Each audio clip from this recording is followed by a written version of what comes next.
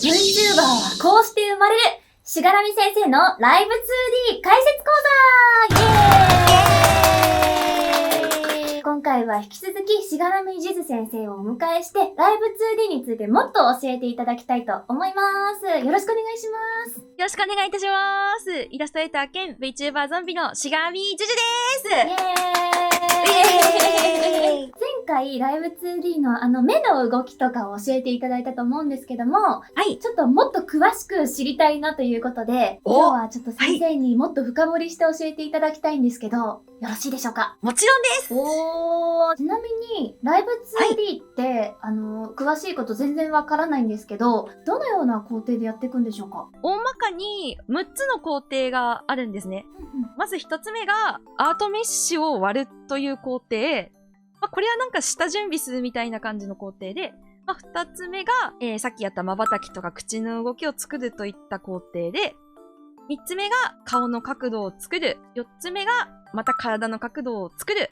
5つ目が物理演算っていうものを設定して、6つ目に表情差分だったりとかアニメーションとかギミック的なものを制作していくっていう工程に分かれて制作していきます。6つも工程があるんですね。結構多いです。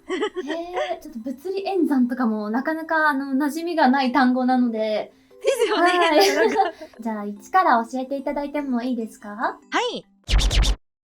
このアートメッシュを割るっていうのがですね、このライブ 2D の画面上にあるこのなんか、この前髪をクリックしたらなんか、うわーってこの三角形がぐわーってなってるものが出てきたと思うんですけど、これがアートメッシュというものでして、これをアートメッシュを割るって言い方してて、細かく割れば割るほどなんか動きが滑らかに綺麗になるよっていうのがあるんです、ね。紙だったらこうなんかなびく感じとかが綺麗に出たりするんですかね。あ、そういうことです。よく動くなんか口とか目のパーツはよりなんかこう、本当だ、細かく割る必要があるので、結構気合い入れて。待って、じゃあこの時点でご自身でやられてるってことですか？あ、そうですね。なんか、ただオート機能でつけることもできるんですけど、どうしてもなんかちょっと手作業で変更を加えないとちょっと難しいなってものをまたこっちで手直しして、なるほど。で、これがアートメッシュの割るという作業でして、続いてがその瞬きや口の形を作るという工程なんですけど、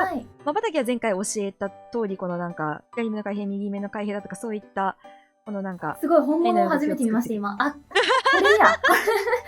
全然違う、私のやってるやつと。はい。こういう感じで。すごい。あれですね、先生のライブ 2D だと、下まぶたもちゃんと動いてますね。よく見ると。そうですね。すごい。なんか生きてる人間らしい動きというか。ちゃんとこう、目が開閉、いや、生きてないですよ、先生も。生きてないんですけど、生きてる時のような。動きをこう再現するためにいろいろとちょっと工夫をしております。そうですね。確かに自然な感じに。そう、自然な感じにするために。口とかもちょっとこうやっていう風に。すごい滑らか。あいうえおができますね。そうですね。これ、母音の形を作っていく感じで。すごい。目と口のなんか動くパーツとかを、動きをつけるっていうのがこの目とか瞬きや口のパーツ作る工程になります。かなり動く工程の中では大事ですよね、やっぱり。感情を伝えるというか。ここ結構時間かけてやる工程ですね。すごいなぁ。3つ目がこの顔の角度を作るっていう工程なんですけど、顔の角度って言って、こういう感じで、顔が右左に動いたりだとか、上を向いたり、下を向いたり。すごい。で、斜めの動きもできるように、髪の毛とか、その、パーツ一個一個を動かして、こう角度をつけていくってやつで。うわー、すごい。ちゃんとどこを見てるかがわかりますね、これで。そうなんです。それで、ぐるぐるぐるぐる、顔が回るようになってます。手が、これ、顔に加えて体の角度を作るっていう工程で、顔と体がパラメータ分かれてて、これじゃなかった。さあ、リボンも動くんだ。かわいい。リボンも若干動きます。体もこういう感じでちょっと上下に動いたりだとか、すごい。ちょっと斜めにもこうやって。すごいかわいい。足がピョインってなってる。すごい。それでなんか、体と顔の動きをこうバラバラにこう、動かすことができるようになる感じです。続いてがこの物理演算をつけるっていう工程なんですけど、物理演算って言って今、私がこうやって右向いたり、左向いたり、すると、髪の毛とかなんか服がこうふわふわって揺れるんですけど、ね、すごい自然に揺れてるなって思ってました。これもなんか物理演算っていう機能を使って動きに合わせて揺れるものを動かしてくれるっていう機能なんですけど、この揺れるものの揺れ具合とかも自分で設定する感じになります。例えばこのリボンとかも、このなんかこういう風になんか動くよっていうのを指定してなんか動かす感じで。顔が右に傾いたらじゃあリボンもプイーンってなるみたいな、そういうことですかね。そういう感じですね。はい。カットとかもこうやって。ヒラヒラしてる。これがなんか横に触れた時の動き、縦に動く時はこうやってなんかふわふわってまた別の動きをするように。本当だ、広がってますね。髪の毛とかもこういう感じで。うわー、髪揺れ横、前髪揺れ、後ろ髪揺れ、あ、全部違うんだ。あ、そうなんです。うわー、すごい。あ、じゃあしがらみさんちょっと動いてもらっていいですか？わー、かわいい。